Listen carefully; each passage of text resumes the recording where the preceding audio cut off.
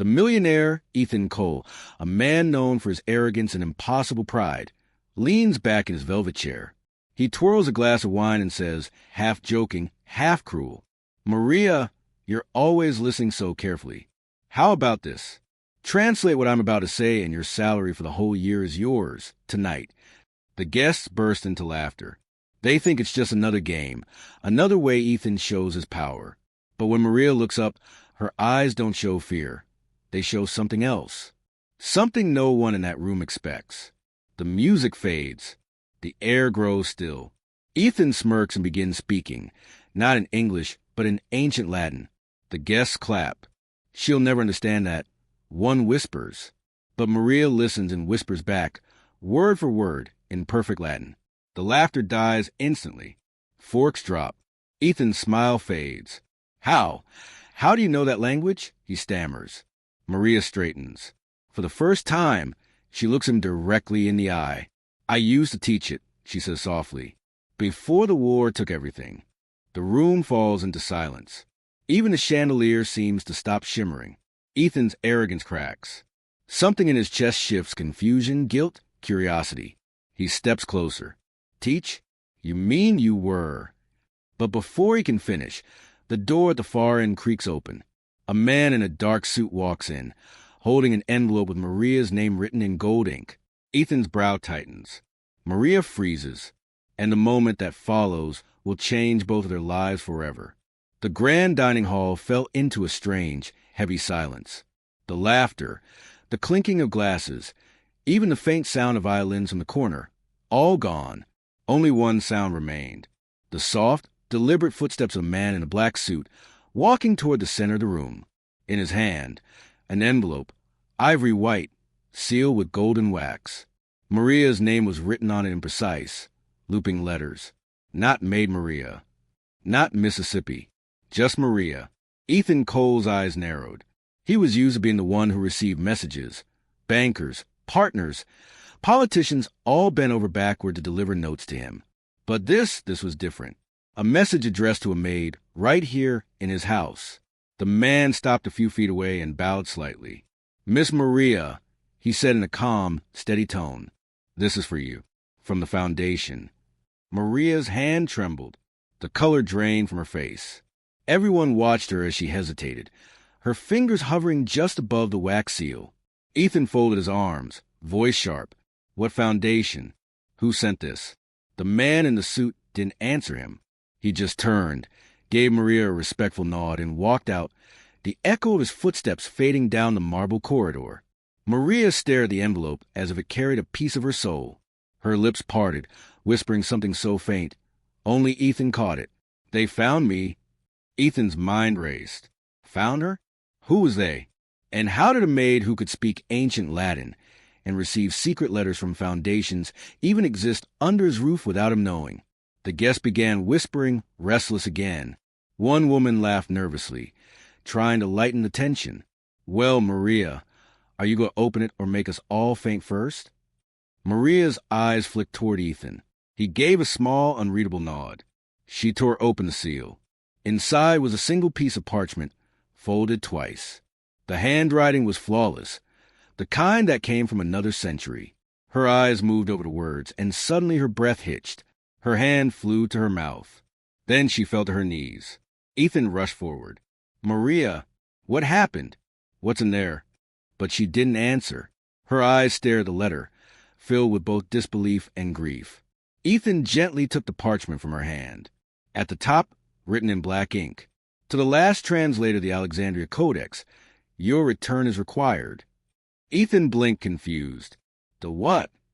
But Maria whispered, almost to herself, "The Codex. I thought it was destroyed." The room seemed to tilt. Her voice carried something ancient, something that made every guest lean closer, even though they didn't understand a word of what was happening. Ethan helped her to her feet, his tone softening for the first time all night. "Maria, you need to explain. What is this Codex? Who sent this letter?" She looked up at him, eyes shimmering. "I can't. Not here. Not in front of them." Ethan glanced around, the guests still gawking, some recording on their phones. He gestured to his butler. "Clear the room. Now!" The crowd murmured, reluctant to leave, but Ethan's voice carried weight.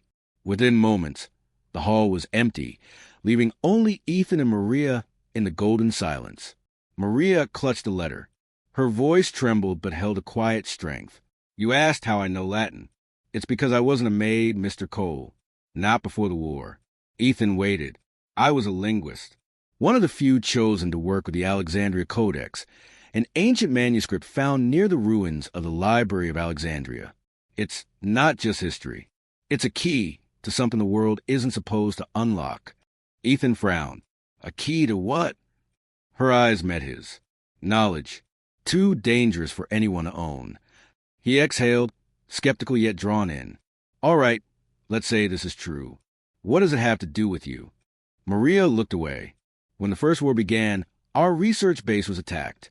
I escaped with fragments of the Codex. The rest vanished, along with the people who wanted it." She paused.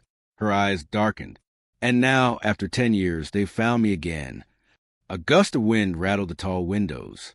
Ethan felt an uneasy chill crawl up his neck. "Who's they?" he asked quietly. Maria's lips trembled. "The same people who burned the Library of Alexandria to hide what it contained. Their descendants still protect the secret." Ethan laughed once, a nervous, disbelieving laugh. "You're saying there's a secret society guarding a 2,000-year-old book?" Maria looked straight into his eyes. "No, Mr. Cole. I'm saying there's a secret society trying to keep humanity from reading it." For a moment, neither spoke. The chandelier above them flickered. Somewhere outside, thunder rolled. Ethan's mind buzzed. Part of him wanted to throw her story out as madness, but another part couldn't ignore the precision, the depth in her voice, and that Latin translation. No maid could have done that. He rubbed his temples. "All right, suppose I believe you. What do you plan to do now?" Maria folded the letter, sliding it back into its envelope. "I have to leave. Tonight." Ethan stepped closer. "Leave? To where?" She shook her head. "Someplace safe. I can't drag anyone else into this." He clenched his fists. "You think they won't find you again? Whoever sent that letter already knows where you are. You need help." She smiled faintly. "I've had enough of people trying to help me, Mr. Cole. It never ends well for them." The lights flickered again, once, twice. Then total darkness. A second later, the emergency lamps came on, casting the room in red glow. Ethan turned toward the door. What the hell? Before he could finish, a shadow moved past the glass window. Then another. Maria's breathing quickened. "They're here." "Who?" Ethan demanded. Maria didn't answer. She grabbed his wrist and pulled him toward the kitchen door. "Don't ask. Just move." They raced through the corridor, their footsteps echoing through the mansion. Behind them, the front doors burst open, and heavy boots thundered inside. Ethan's security guard shouted. Then gunfire. Ethan froze, heart pounding. "This is insane." Maria turned, eyes fierce. "You wanted to know who I really am, Mr. Cole? You're about to find out." She yanked open a hidden panel behind the pantry shelf. A metal door, ancient, dusty, invisible to anyone who didn't know it existed. "How did you—" Ethan began, but she silenced him. "I helped build this house. Before it was yours." She stepped inside the narrow tunnel, turning back just long enough to say, "If you want to live, follow me." They disappeared into the darkness as the sounds of chaos grew behind them. Through the narrow stone passage, Ethan's once golden world shattered piece by piece, every echo of gunfire stripping away the illusion of control he thought he had. When they finally emerged into a forgotten chamber beneath the estate, Ethan looked around. Stone walls covered in strange symbols, shells of old scrolls, ancient tools. This is under my house?" he whispered. Maria nodded, catching her breath. "It's been here for centuries. Before your mansion was built, this land was a safe house for translators." "Translators?" Ethan repeated. "Yes, the guardians of the Codex." Ethan stared at her, the realization sinking in like cold water. "So you're not just running from them, are you? You're guarding something they want." Maria's face turned pale but determined. She reached into her apron pocket and pulled out a small, leather-bound fragment. Half-burned, ancient, written in the same script as the letter. "The last piece," she said. "The one they never found." Ethan took a step closer, the fire of curiosity overtaking his fear. "What's written in it?" Maria hesitated. Then, in a voice barely above a whisper, she said, "A prophecy about a man who mocks the language of truth and becomes the one chosen to speak it." Ethan's blood ran cold.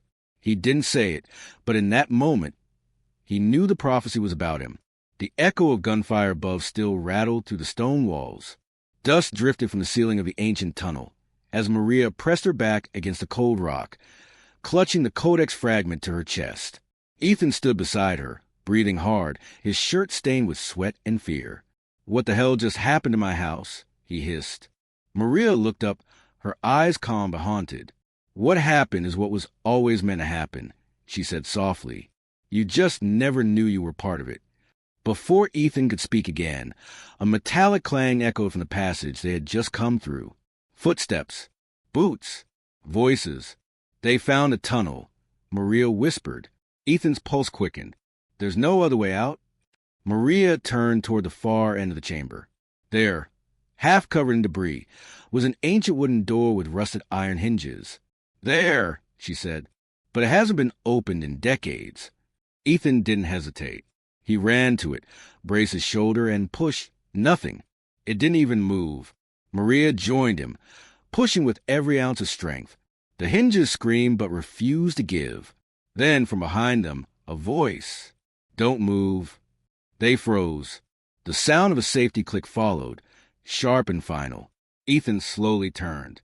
A man in tactical armor stood at the tunnel's entrance, gun raised, eyes hidden behind night vision lenses. His voice was calm, almost mechanical. "Hand over fragment." Maria's breath caught. "Who are you working for?" The man tilted his head slightly. "The same people you betrayed." He stepped closer. Ethan could feel the vibration of each slow, deliberate step in his chest. Maria's grip on the codex fragment tightened. Then the lights flickered again. A hum, low and strange, filled the air. The man's night vision goggles shorted out. Sparks burst across the lenses. "What the?" he growled, ripping them off. Before he could react, Maria pulled Ethan behind an old stone column. "Move!" she shouted. They sprinted toward the back of the chamber. The soldier fired. Bullets tore through the dust, ricocheting off the walls. Ethan ducked, heart hammering, as shards of stone sliced across his arm. Maria dragged him behind an altar-like structure, carved with strange symbols and Latin inscriptions. Ethan looked at the carvings, panting. "What is this place?" Maria's eyes flicked to the engravings.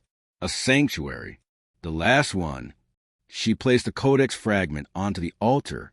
As soon as it touched the stone, the symbols glowed faintly, a soft golden hue spreading outward like veins of light. Ethan's eyes widened. "What did you just do?" Maria didn't answer. Her lips moved silently, whispering an ancient prayer. The air thickened, heavy and electric. The soldier shouted from across the chamber. "Stop, whatever you're doing." He fired again. The bullets hit the glowing altar and disintegrated into Ashmedare. A shockwave rippled through the room, knocking him backward. Ethan stumbled, covering his face. "What was that?" Maria opened her eyes. They shimmered gold for a moment, then faded back to brown. "It's a protection seal," she said breathlessly. "Old magic. The codex responds only to those who can read it." Ethan stared at her, half in awe, half in fear. "You can do this? You said you were just a linguist." Maria gave a small, sad smile. "Language is power, Mr. Cole. The oldest kind." The soldier groaned, pushing himself up. He reached for his radio. "They're in the vault," he hissed, "and the fragment's active." Static answered. Then a distorted voice. "Do not destroy it. Bring them both." Ethan heard it too. "Bring us? Why?" Maria's face hardened. "Because the prophecy isn't complete without you." Ethan laughed bitterly. "You're kidding." But her voice didn't waver.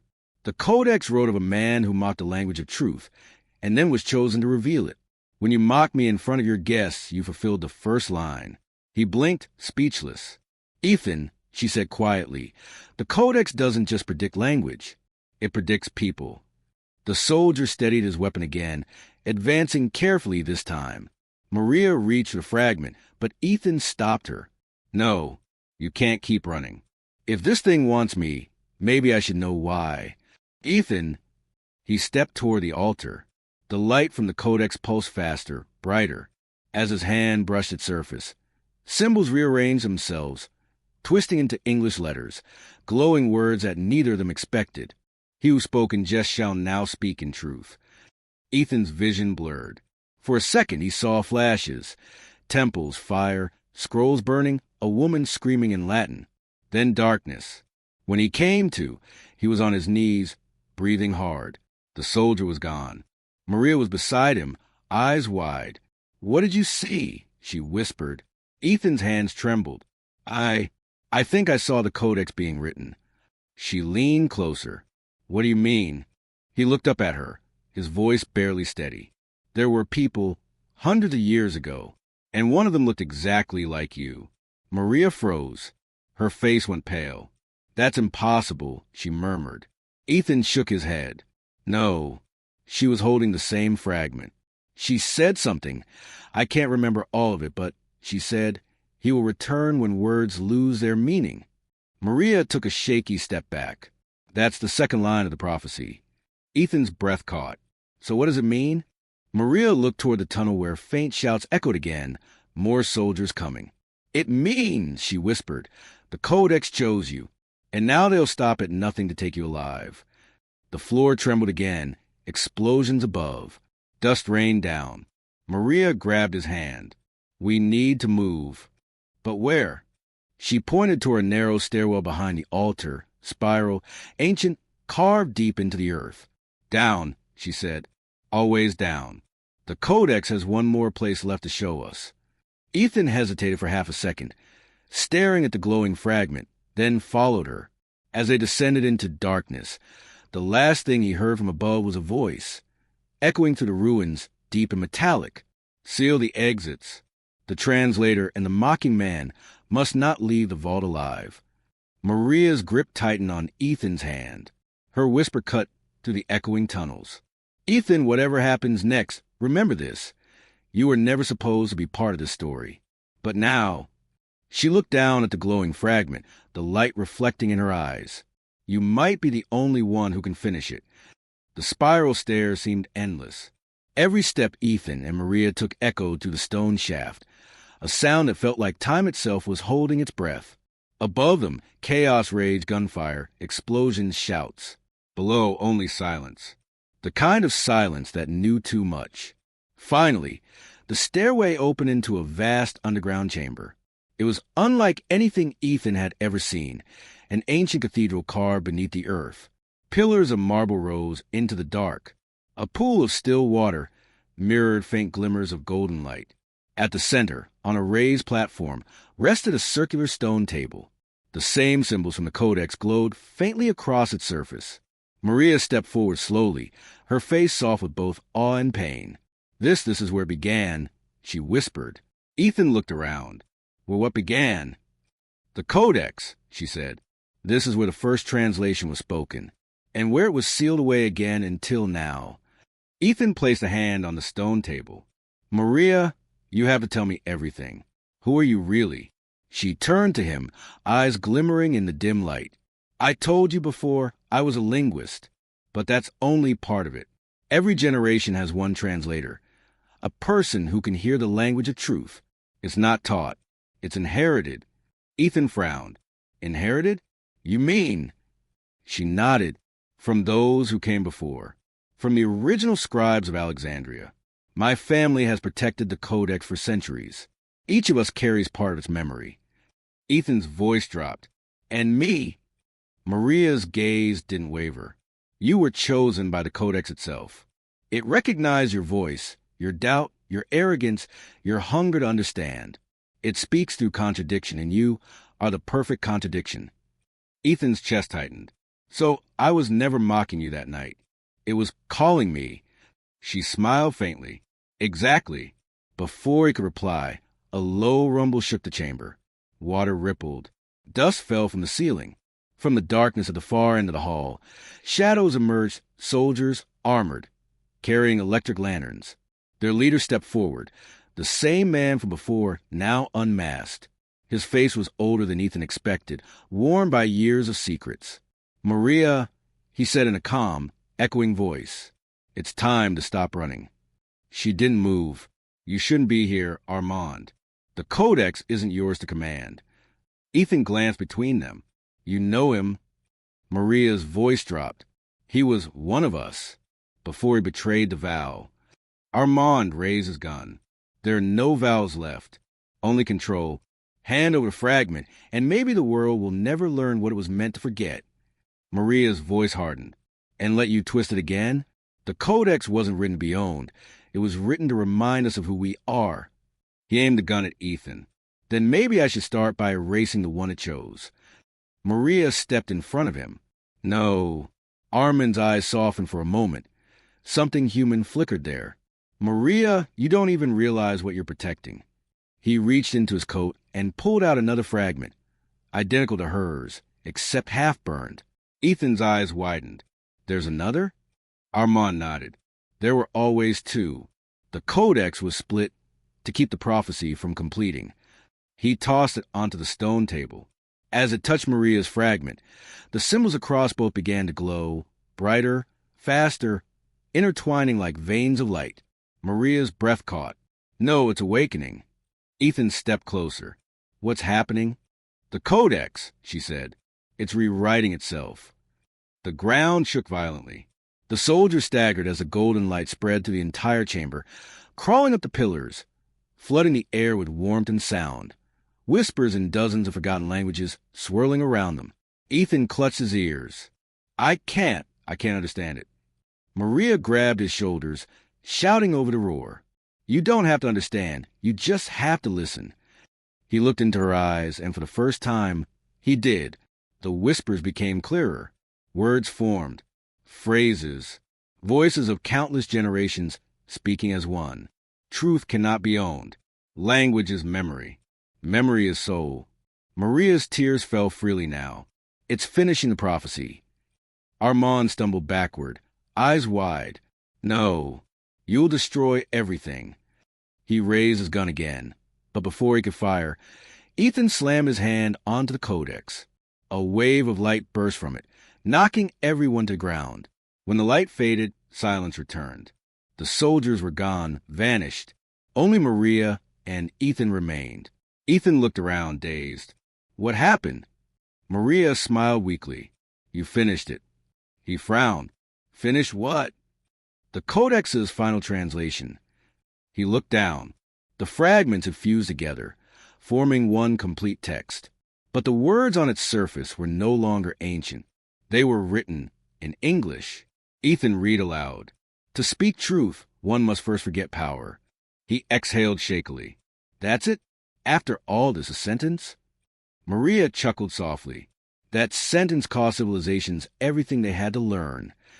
Ethan looked at her, the glow of the Codex reflecting in his eyes. "So what now?" Maria stepped closer, placing a gentle hand on the book. "Now it must be hidden again, but this time by someone new." He shook his head. "You mean me?" She nodded. "You are the voice it chose. The man who mocked truth and became its messenger." The chamber trembled again, this time not with violence, but with release. The Codex's glow dimmed until only faint light remained. Maria looked tired, almost translucent. Ethan reached for her hand. "Maria, are you okay?" She smiled softly. "The Codex has no owner, Ethan, only guardians. My part is done." He realized her form was fading, dissolving into golden dust. "No!" he whispered, gripping her hand tighter. "You can't." She squeezed his hand once, whispering, "Every language begins with silence. Don't let them silence you again." And then she was gone. Ethan stood alone in the chamber, the Codex glowing faintly beside him, the golden light reflected in his tear-filled eyes. He picked it up, feeling its pulse steady and alive. As he walked toward the stairway, the ancient whispers followed him, softer now, almost like a song. "He who spoke in jest shall now speak in truth." Ethan turned once, looking back into the emptiness where Maria had stood. "I will," he said quietly. "I promise." Above the ruins, dawn broke over the shattered mansion. A new day and a man reborn. The end.